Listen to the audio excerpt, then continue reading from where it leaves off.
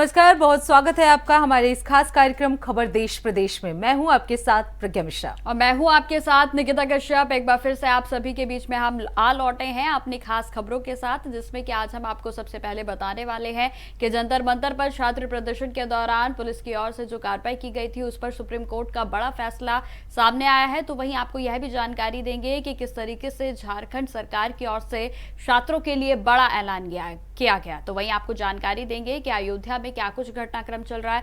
तो बिना किसी देरी के शुरुआत करते हैं प्रज्ञा अहम खबरों की। बिल्कुल, तो जंतर मंतर पर छात्र प्रदर्शन के दौरान पुलिस कार्रवाई को लेकर दिल्ली पुलिस ने सुप्रीम कोर्ट में अपना हलफनामा दाखिल कर दिया है। बिल्कुल, और जहां डीसीपी सचिन शर्मा की ओर से दाखिल हलफनामे में पुलिस ने छात्रों पर अत्यधिक बल प्रयोग के आरोपों को खारिज किया। तो साथ ही साथ आपको जानकारी देते चलें कि पुलिस का साफ तौर पर कहना है कि प्रदर्शन के दौरान भीड़ के हिंसक और बेकाबू होने की ही चरणबद्ध तरीके से बल का इस्तेमाल किया गया था। बिल्कुल, दिल्ली पुलिस के मुताबिक प्रदर्शनकारियों ने कई बैरिकेडिंग तोड़ दिए थे और संसद की ओर मार्च करने की कोशिश की थी। ऐसे में स्थिति को नियंत्रित करने के लिए पुलिस ने यह कार्रवाई की। यह हलफनामा उन याचिकाओं के जवाब में दाखिल किया गया है जिनमें कथित पुलिस ज्यादती की सुप्रीम कोर्ट की निगरानी में जांच कराने की मांग की गई है। और बिल्कुल, और इसी पर प्रज्ञा हमारी एक खास रिपोर्ट बनी है जिसमें हम दिखाते हैं दर्शकों को। तो वहीं आपको यह भी जानकारी देते चले कि इस मामले में अभी सुप्रीम कोर्ट का अंतिम फैसला आना बाकी है। और ऐसे में अब देखने वाली बात होगी कि आखिर क्या कुछ घटनाक्रम प्रज्ञा देखने को मिलता है। बिल्कुल निकिता, क्योंकि इस पे हम देखते हैं कि दिल्ली पुलिस ने अपना पक्ष कोर्ट के सामने रख दिया है। अब सुप्रीम कोर्ट की तरफ से क्या कुछ निर्णय जो है वो लिए जाते हैं। वही इस खबर पर विस्तार से जानकारी देने के लिए आपको बता दें, दिल्ली पुलिस ने अपना पक्ष कोर्ट के सामने रख दिया था, लेकिन अभी भी सुप्रीम कोर्ट की तरफ से इस पे निर्णय नहीं लिया गया है। अब देखना होगा कि क्या कुछ घटनाक्रम जो है वो देखने को मिलता है। बिल्कुल, तो आपको बता दें, छात्रों पर अत्यधिक बल के आरोप को खारिज कर दिया गया है।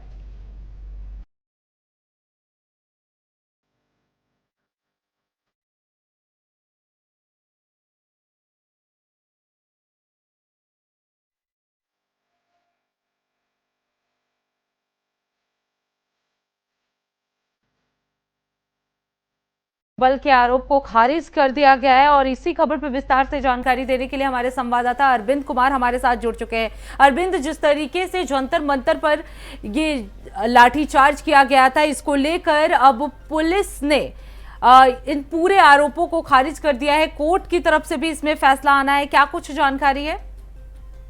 देखिए प्रज्ञा, जिस तरह से 20 जुलाई को दिल्ली के जंतर मंतर पर केंद्रीय शिक्षा मंत्री धर्मेंद्र प्रधान के इस्तीफे की मांग को लेकर जो छात्र प्रदर्शन कर रहे थे, वो उस दौरान छात्रों पर पुलिस द्वारा जिस तरह से पुलिस लाठी चार्ज की गई थी, जिस पर लगातार सियासत भी देखने को मिली। राहुल गांधी संसद के अंदर में कई तरह के सवाल खड़ा कर रहे थे और इसके लेकर सुप्रीम कोर्ट में एक हलफनामा दायर किया गया था और सरकार से दिल्ली पुलिस से जवाब मांगा गया था कि आखिर छात्रों पर किस नजर में उन पर लाठी चार्ज किया गया था, आंसू गैस के गोले छोड़े गए थे। तो सुप्रीम कोर्ट के जो चीफ जस्टिस है उनके तरफ से दिल्ली पुलिस से एक रिपोर्ट मांगी गई थी कि आखिर आप लोगों ने जब छात्रों पर जो छात्र प्रदर्शन कर रहे थे, अपनी हक की मांग कर रहे थे, तो उन पर लाठी चार्ज क्यों की गई थी।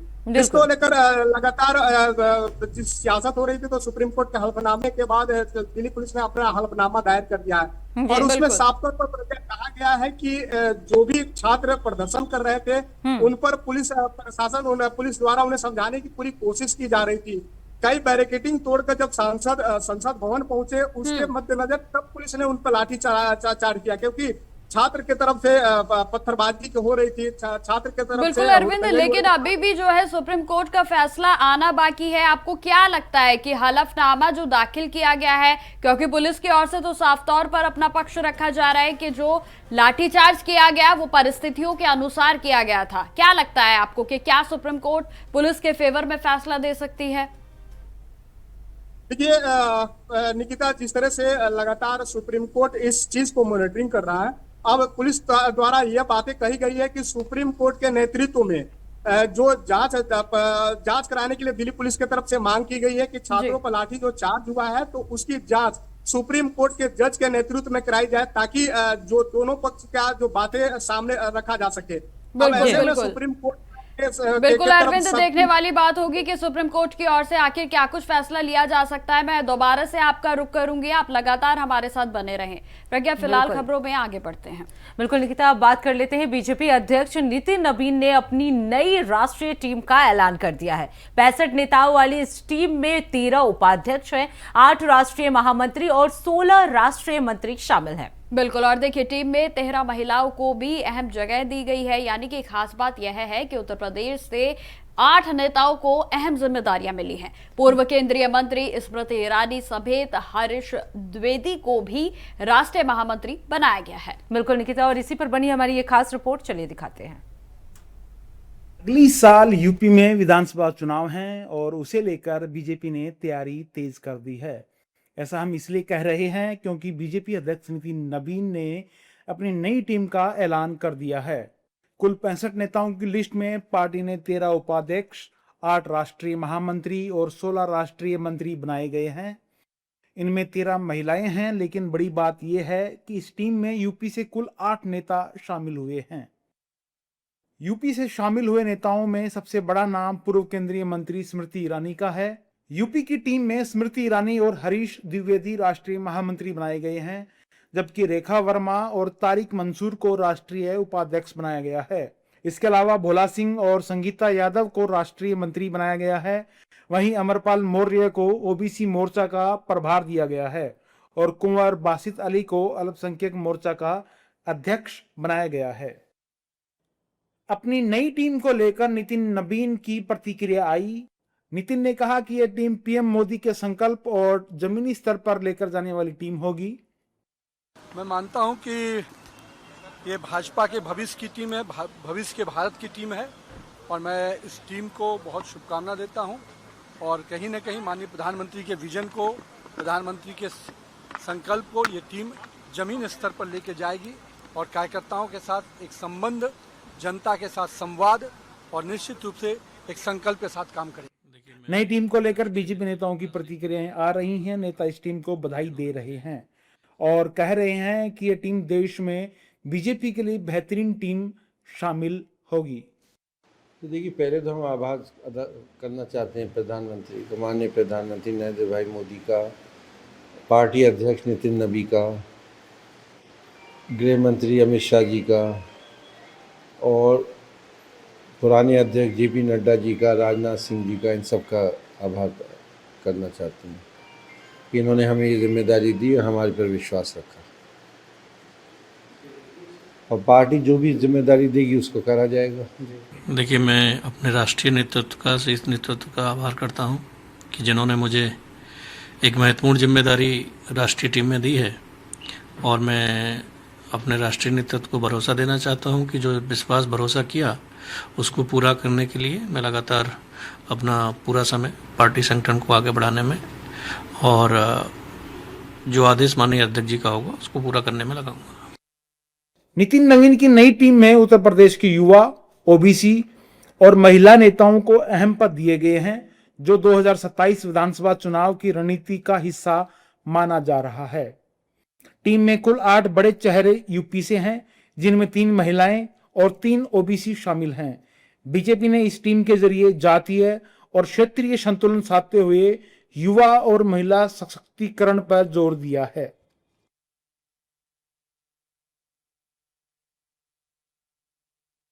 तो बीजेपी की नई टीम में यूपी का इस बार दबदबा देखने को मिला है। वहीं इस खबर पर विस्तार से जानकारी देने के लिए हमारे साथ हमारे संवाददाता अरविंद लगातार बने हुए। अरविंद, अगर बात की जाए नितिन नवीन की नई टीम का, तो उसका तो घोषणा कर दिया गया, लेकिन इस बार सबसे इंटरेस्टिंग फैक्ट जो इस बार देखने को मिली है उसमें यह देखने को मिला है कि यूपी के लगभग 8 मंत्रियों को जगह दी गई है। क्या मायने निकाले जाए इसके?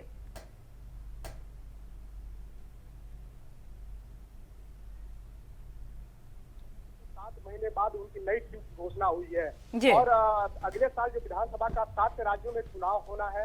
अब ऐसे में नितिन नवीन के लिए अग्नि परीक्षा है, ये टीम उनके लिए कितना काम करेगी वो सबसे अहम मायने रखता है, क्योंकि पश्चिम बंगाल का जो चुनाव हुआ उसमें तो पार्टी ने बम्पर चुनाव जीता अब ऐसे में 2027 में विधानसभा का चुनाव 7 राज्यों में होगा। सबसे बड़ा राज्य उत्तर प्रदेश है। उत्तर प्रदेश में योगी आदित्यनाथ मुख्यमंत्री हैं, बीजेपी की सरकार है। उनके लिए सबसे बड़ा चैलेंज होगा यूपी चुनाव जीतना, क्योंकि लगातार सभी की नजरें उत्तर प्रदेश चुनाव पर टिकी हुई है कि आखिर उत्तर प्रदेश चुनाव में इस बार क्या योगी आदित्यनाथ फिर से बैक करेंगे या फिर अखिलेश यादव की वापसी होगी। अब ऐसे में नीति नवीन ने जो टीम की घोषणा की है तो इसका सीधा मायने आप इस तरह से निकाल सकते हैं, क्योंकि स्मृति ईरानी की पार्टी में वापसी हुई है, वसुंधरा राजे सिंधिया जो बैकफुट पर थी उनकी वापसी हुई है।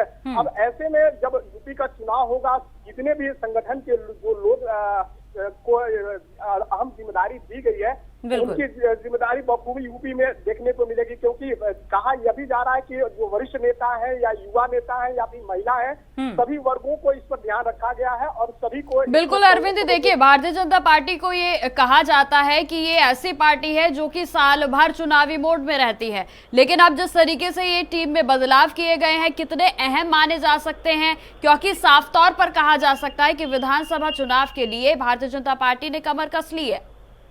जी बिल्कुल निकिता, क्योंकि जिस तरह से भारतीय जनता पार्टी पूरे देश में राजनीति करती है और लगातार हर जो पार्टी है वो चुनावी मूड में हर बार रहती है, और यही तो भारतीय जनता पार्टी का खासियत है कि वो सोशल इंजीनियरिंग का प्रयोग अपने नेताओं पर करती है। हर समय पार्टी को जो हाशिए पर नेता होते हैं उन्हें तवज्जो देकर वापसी कराई जाती है और पार्टी के लिए अहम जिम्मेदारी उन पर दी जाती है। अब ऐसे में जब 7 राज्यों में विधानसभा का चुनाव होगा अगले साल, वो अब देखने वाली बात होगी कि यह टीम कितना नितिन नवीन। बिल्कुल अरविंद, अब ये देखना होगा कि आने वाले विधानसभा चुनाव में ये टीम कितनी कारगर साबित होती है। बहुत बहुत धन्यवाद अरविंद इस खबर पे विस्तार से जानकारी देने के लिए।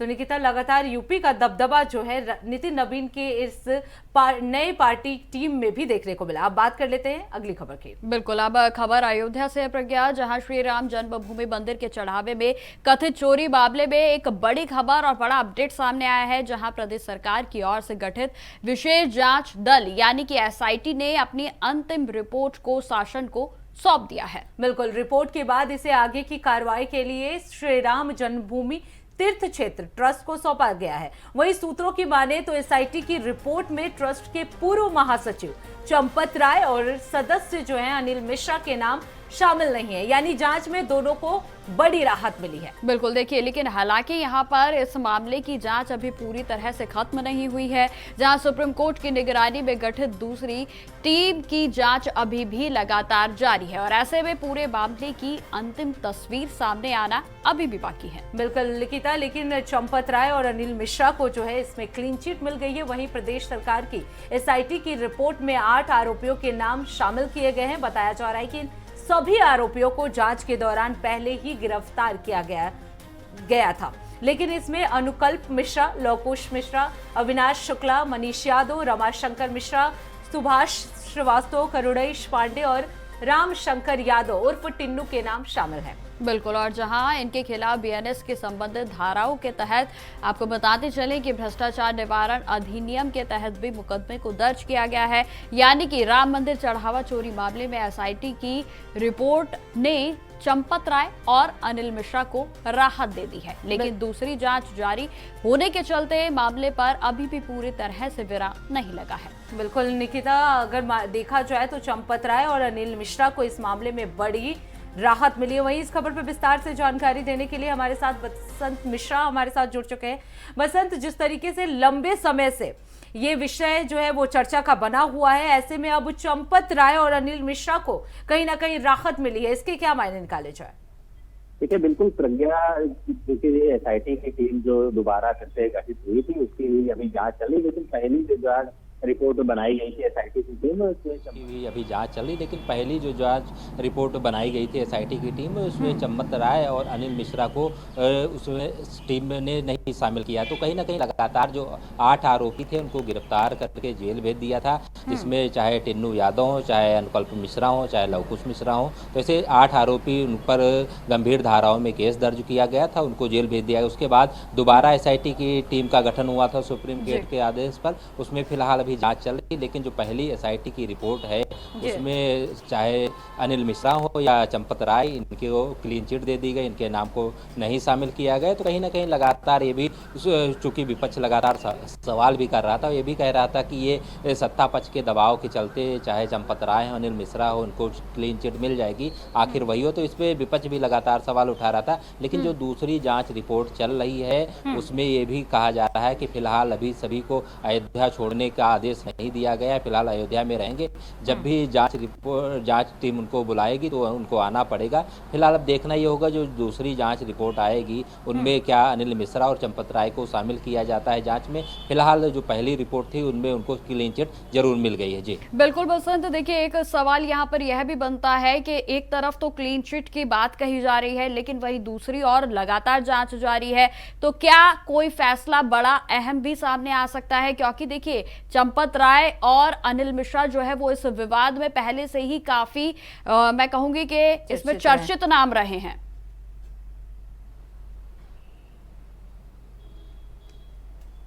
बिल्कुल दिखता है, चूंकि एक ऐसा मामला था राम मंदिर चढ़ावा चोरी का, उसमें लगातार पूरे देश भर से कहीं ना कहीं लोगों में आक्रोश था। उसी में सरकार ने एसआईटी की टीम का गठन किया था। इसके बाद सुप्रीम कोर्ट ने स्वतः संज्ञान लेते हुए दोबारा एसआईटी की जांच कराने का आदेश दिया था। तो उसमें जो दूसरी बार जांच हो रही, तो उसमें फिलहाल तमाम सारे जो अधिकारियों को फिर से नए अधिकारियों को जोड़ करके एसआईटी टीम का गठन किया गया था। वो लगातार जांच कर रहे हैं। तो ऐसे में लगातार ये भी कहा जा रहा था कि कहीं ना कहीं इस रिपोर्ट में क्या कुछ खुलासे जो हैं वो निकलकर सामने आते हैं। बहुत बहुत धन्यवाद बसंत इस खबर पे विस्तार से जानकारी देने के लिए। यूपी SSSC जेईई की भर्ती के अभ्यर्थियों ने अपनी मांगों को लेकर जोरदार प्रदर्शन किया है। बिल्कुल 4612 पदों की भर्ती प्रक्रिया में पारदर्शिता और जल्द परिणाम जारी करने की मांग को लेकर बड़ी संख्या में अभ्यर्थी जो है वो राजभवन कॉलोनी पहुंचे। वहीं आपको बता दें प्रदर्शनकारियों ने डिप्टी सीएम ब्रजेश पाठक के आवास का घेराव किया है। बिल्कुल, और जहां अभ्यर्थियों की मांग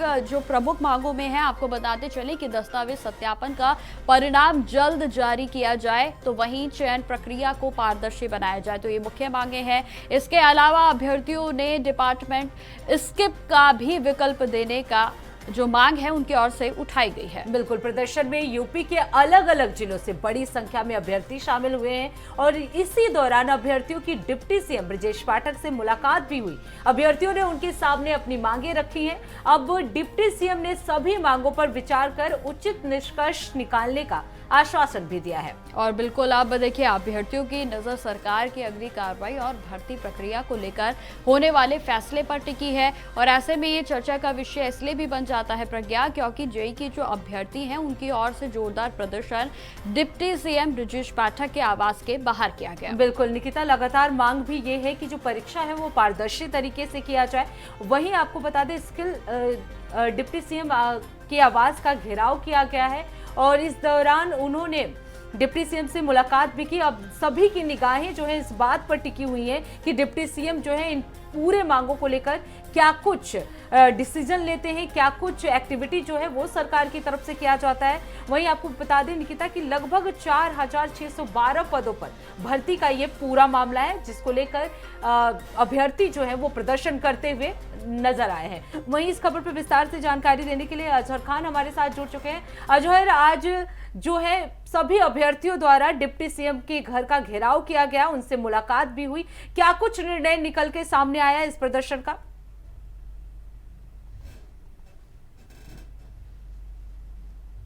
बिल्कुल, देखिए यूपी SSSC जूनियर इंजीनियर के जो अभ्यर्थी थे वो आज डिप्टी सीएम ब्रजेश पाठक के आवास पहुंचे और वहां पर प्रदर्शन किया। और देखिए बड़ी संख्या में जो अभ्यर्थी हैं वो डिप्टी सीएम के आवास पर पहुंचे। देखिए 4612 पदों पर जूनियर इंजीनियर के पद पर भर्ती होनी थी और ऐसे में अभ्यर्थियों की ये मांग है कि भर्ती में पारदर्शिता और जो पेपर है उसके सत्यापन जल्द ही किए जाएं और भर्ती प्रक्रिया में तेजी लाई जाए और साथ ही विभागों के आवंटन को लेकर विकल्प दिए जाएं। ये तमाम मांगों को लेकर तमाम अभ्यर्थी डिप्टी सीएम ब्रजेश पाठक के आवास पहुंचे और साथ ही उन्होंने सरकार और आयोग से भर्ती प्रक्रिया जल्द पूरी करने और परिणाम जारी करने के का जो आह्वान है वो किया, उसकी मांग की।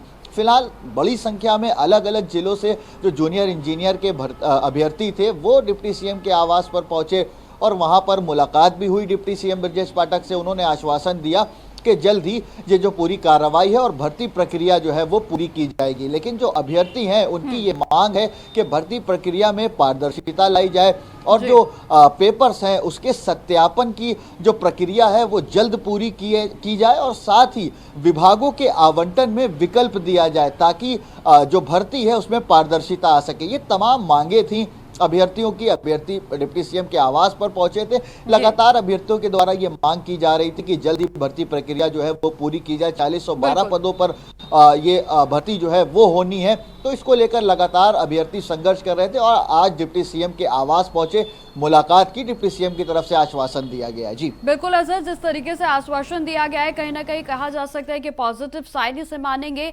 लेकिन नजरें इसी पर टिकी है कि आखिर क्या कुछ फैसला लिया जाता है और क्या उनकी मांगों को माना जाता है। अजहर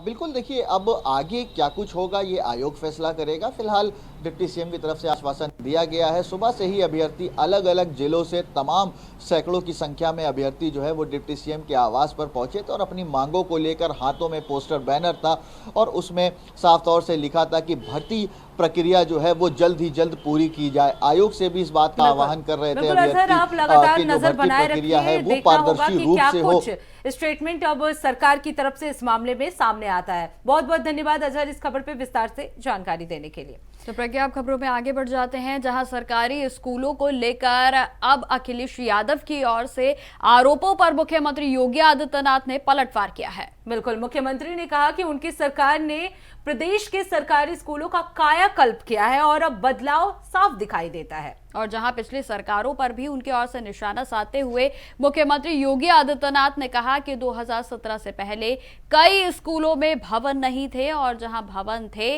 वहां शिक्षक नहीं थे। उन्होंने दावा यह भी किया कि पेयजल जैसी मूलभूत सुविधाओं का भी अभाव था। बिल्कुल, और इसी पर बनी है हमारी ये खास रिपोर्ट, चलिए आपको दिखाते हैं। यूपी में चुनाव से पहले सपा और बीजेपी में सियासी लड़ाई बढ़ती जा रही है। जहां सपा राम मंदिर चढ़ावा चोरी और स्कूलों को मुद्दा बना रही है, वहीं मुख्यमंत्री योगी विपक्ष के हर आरोपों का जवाब चुन चुन कर दे रहे हैं। अखिलेश यादव के वार पर पलटवार करते हुए मुख्यमंत्री योगी का दावा है कि उनकी सरकार में सरकारी स्कूलों का कायाकल्प हुआ है। 26,000 प्राइमरी स्कूल बंद किए सरकार ने, 26,000 प्राइमरी स्कूल, और शिक्षक भर्ती नहीं की इन्होंने। याद रखना, ये आउटसोर्स इसलिए करते हैं जिससे इन्हें आरक्षण न देना पड़े। आज ये कह रहे हैं कि हम स्कूलों का वीडियो बनाएंगे। जरूर बनाओ भाई। हमने तो ऑपरेशन कायाकल्प के माध्यम से हर स्कूल के अच्छी फ्लोरिंग बनवाने में योगदान किया है। जहां मुख्यमंत्री योगी अपना काम गिना रहे हैं, वहीं पिछली सरकारों को आईना दिखा रहे हैं। सवाल ये 17 के पहले क्या था? 17 के पहले न भवन थे, और भवन था तो शिक्षक नहीं था, शिक्षक नहीं था, शिक्षक है तो छात्र नहीं थे, अगर छात्र भी है शिक्षक भी है तो आधे बच्चे सत्र पूरा होने के पहले ही छोड़ करके चले जाते थे, क्योंकि पेयजल की व्यवस्था नहीं थी, टॉयलेट नहीं थे। यूपी में स्कूलों की दुर्दशा के आरोपों पर मुख्यमंत्री योगी खुलकर जवाब दे रहे हैं। योगी का दावा है कि यूपी के स्कूलों में हुआ परिवर्तन दिखाई देता है। यानी ये जो परिवर्तन हुआ है, ये परिवर्तन दिखता है कि उस परिवर्तन को भी नकारात्मकता में बदलने के लिए लगातार जिन लोगों ने कर नहीं पाए, आज वे आरोप प्रत्यारोप करते हैं। विपक्ष के आरोपों पर मुख्यमंत्री योगी जमकर भड़क रहे हैं। मुख्यमंत्री योगी का दावा है कि पहले सरकार ही लूट मचाती थी। पहले सरकार ही लूट मचाती थी, तो कहां से परिवर्तन हो जाता है? कहां से परिवर्तन हो जाता है? कुल मिलाकर कहे तो यूपी में सियासी फाइट बढ़ती जा रही है। मुख्यमंत्री योगी अखिलेश यादव के हर सवाल का जवाब दे रहे हैं और जमकर घेर रहे हैं। अब देखना होगा कि अगले विधानसभा चुनाव में किसका जादू चलता है। अब रुक कर लेते हैं अगली खबर की। झारखंड में पिछले 24 दिनों से जारी छात्र आंदोलन के बीच अब हेमंत सोरेन सरकार ने बड़ा फैसला लिया है। बिल्कुल, और जहां मुख्यमंत्री हेमंत सोरेन ने जेएसएससी और सीजीएल समेत उन सभी परीक्षाओं और उनके परिणामों को रद्द करने का ऐलान किया है जो कि एजेंसी टीडीपीएल के जरिए कराए गए थे। बिल्कुल, सरकार के इस फैसले के बाद अब लंबे समय से परीक्षा रद्द करने की मांग कर रहे छात्रों में खुशी की लहर दौड़ गई है और इसी पर बनी हमारी ये खास रिपोर्ट, चलिए आपको दिखा देते हैं।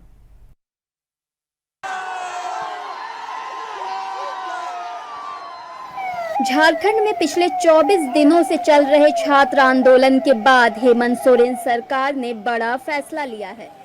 सीएम हेमंत सोरेन ने एजेंसी टीडीपीएल की ओर से कराई गई जेएसएससी सीजीएल सहित सभी परीक्षाओं और रिजल्ट को रद्द कर दिया है।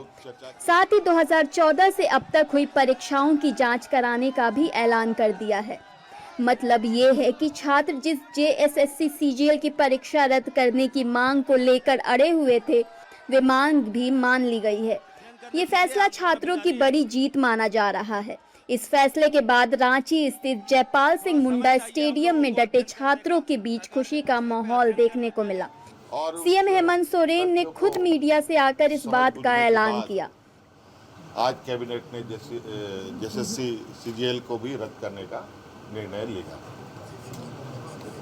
और पूरा 2014 से अब जितनी भी छोटी बड़ी गलतियां हुई हैं, जिससे भी हुई है, सभी की जांच होगी और साथ में बहुत जल्द केंद्र सरकार के द्वारा जो एमएमडीआर एक्ट में जो बदलाव किया गया है, उस संदर्भ में भी हम लोग चर्चा के लिए एकत्रित होंगे। हम लोगों ने निर्णय लिया है कि टीडीपीएल द्वारा किए गए परीक्षाएं, टीडीपीएल के द्वारा प्रकाशित रिजल्ट और टीडीपीएल द्वारा जो भी अभ्यर्थी चुने गए हैं,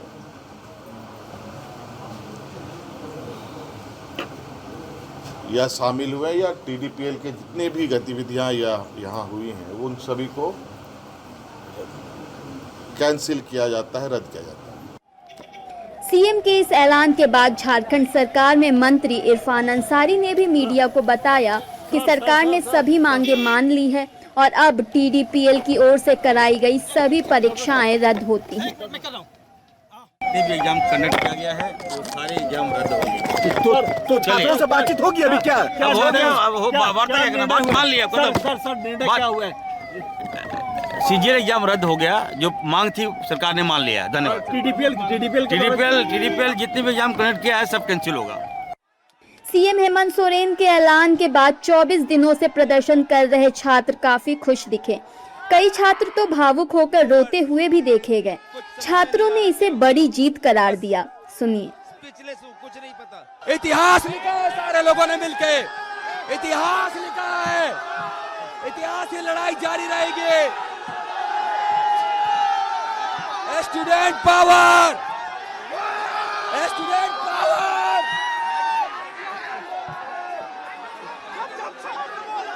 राष्ट्रगान आंदोलन है, राष्ट्रगान आंदोलन है। तो वर्ड्स कुछ समझ में नहीं आ रहा क्या हुआ है, बस स्पीचलेस हूँ, कुछ नहीं पता। आपको बताएं तो झारखंड में भर्ती परीक्षाओं में कथित धांधली को लेकर छात्र पिछले 24 दिनों से लगातार प्रदर्शन कर रहे थे। आंदोलन के चलते राजधानी रांची का माहौल काफी गरमाया हुआ था। सरकार की छात्र से कई दौर की बातचीत भी हुई थी। सरकार ने पहले छात्रों की लगभग सभी मांगे मान ली थी, लेकिन जेएसएससी सीजीएल की परीक्षा रद्द नहीं हो रही थी। लेकिन छात्र इसी बात पर नाराज थे। छात्रों ने 16 अगस्त को चेतावनी दी थी कि अगर ये मांग भी नहीं मानी गई तो 20 अगस्त को छात्र बड़ा प्रदर्शन करेंगे और सीएम आवास की ओर कूच करेंगे। छात्रों की धमकी के बाद राहुल गांधी ने भी चिट्ठी लिखकर हेमंत सोरेन को छात्रों से मिलने की अपील की थी। बहरहाल ये छात्रों की बड़ी जीत है।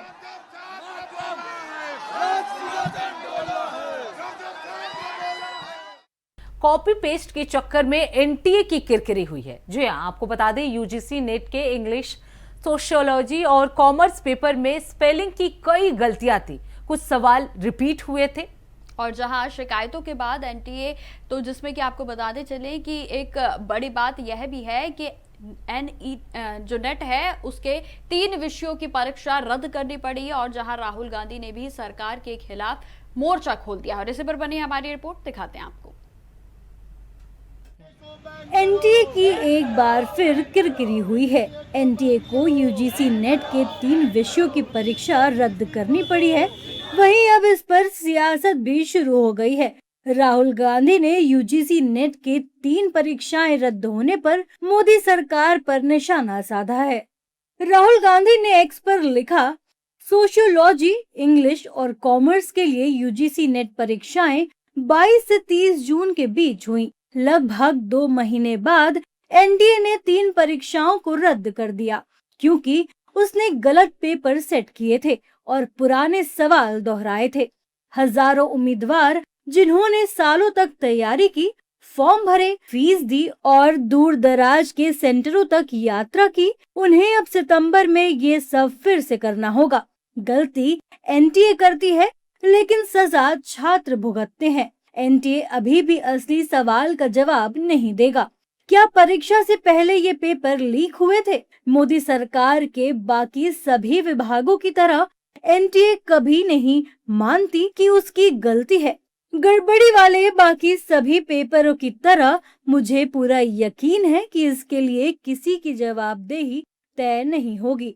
धर्मेंद्र प्रधान का इस्तीफा पहला कदम था, आखिरी नहीं। एनटीए के नेतृत्व की भी जवाबदेही तय होनी चाहिए। नेता प्रतिपक्ष राहुल गांधी केंद्र सरकार पर भड़क रहे हैं। वहीं कांग्रेस और बीजेपी नेताओं में जुबानी जंग भी शुरू हो चुकी है।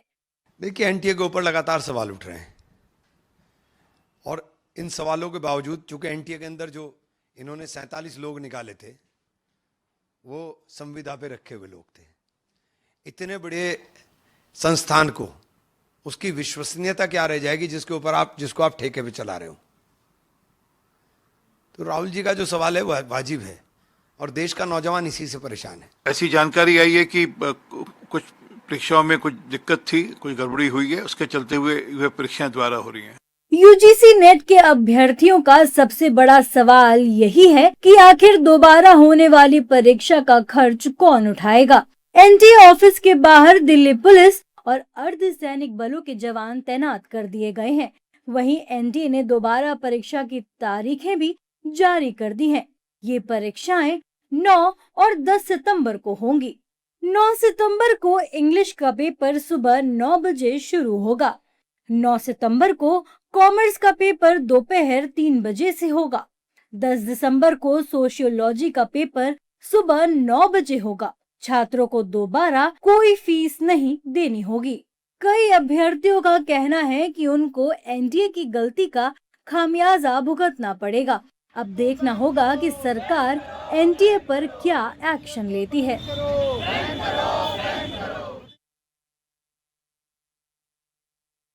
तो झारखंड में प्रतियोगी परीक्षाओं में कथित धांधली को लेकर चल रहे छात्र आंदोलन के बीच में हेमंत सोरेन सरकार ने बड़ा फैसला किया है। बिल्कुल, सरकार ने विवादित निजी एजेंसी यानी टीडीपीएल द्वारा आयोजित सभी परीक्षाओं और पूरी प्रक्रिया को तत्काल प्रभाव से रद्द करने का ऐलान कर दिया। इसी पर बनी हमारी एक खास रिपोर्ट, चलिए आपको दिखाते हैं। झारखंड में प्रतियोगी परीक्षाओं में कथित धांधली और अनियमितताओं को लेकर मचे बवाल के बीच मुख्यमंत्री हेमंत सोरेन ने एक बेहद सख्त कदम उठाया है।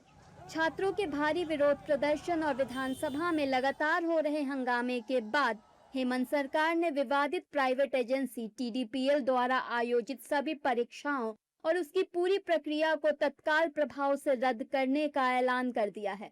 सीएम हेमंत सोरेन ने कहा कि 2014 से जितनी भी छोटी बड़ी गलतियां हुई हैं, सभी की जांच होगी।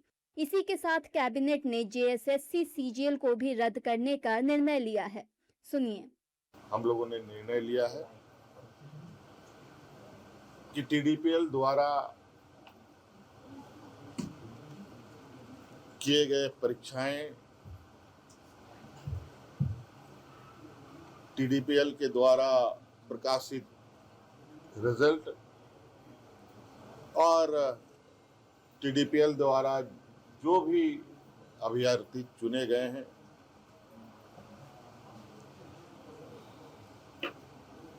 या शामिल हुए या टीडीपीएल के जितने भी गतिविधियां यहाँ हुई हैं उन सभी को कैंसिल किया जाता है, रद्द किया जाता है। सीएम हेमंत सोरेन के इस ऐलान के बाद छात्र खुश हैं। छात्र डांस करते हुए दिखे, आतिशबाजी करते दिखे।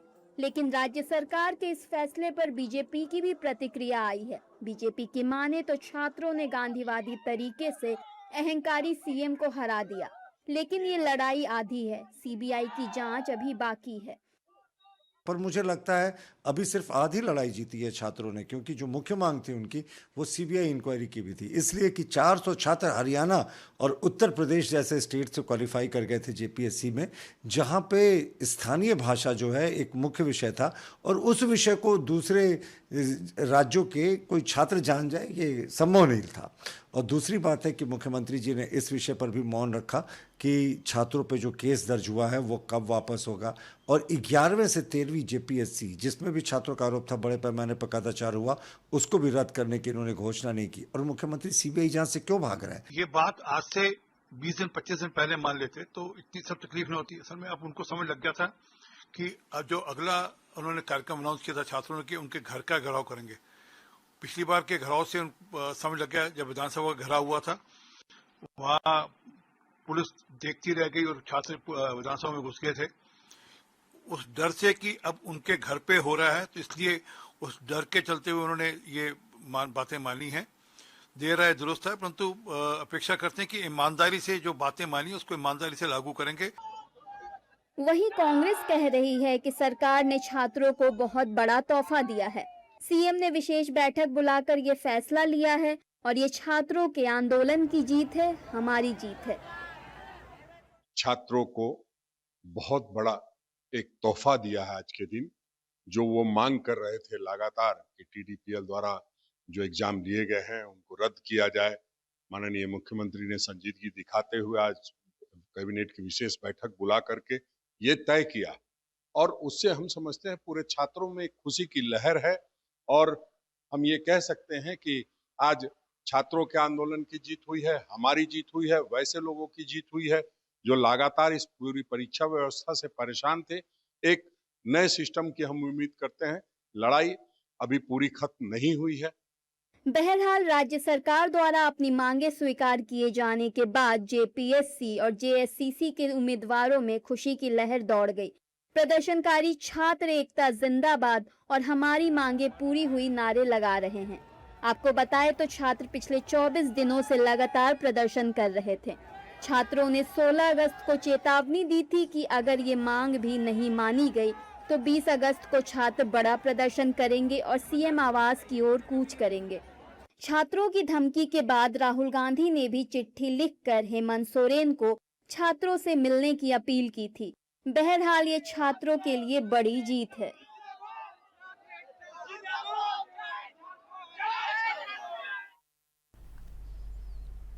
तो फिलहाल हमारी इस खास पेशकश में आज के लिए इतना ही, जिसमें हमने आपको तमाम विषयों पर जानकारी दी और जिसमें की सबसे खास खबर यह रही कि जिस तरीके से आपने देखा कि झारखंड में छात्रों के जो चेहरे हैं वो अब सरकार की ओर से पूरे तरीके से खिले हुए नजर आ रहे हैं। तो फिलहाल खबर देश प्रदेश में बस इतना ही। देश दुनिया की तमाम बड़ी खबरों के लिए देखते रहिए इंडिया वॉइस। तब तक के लिए नमस्कार।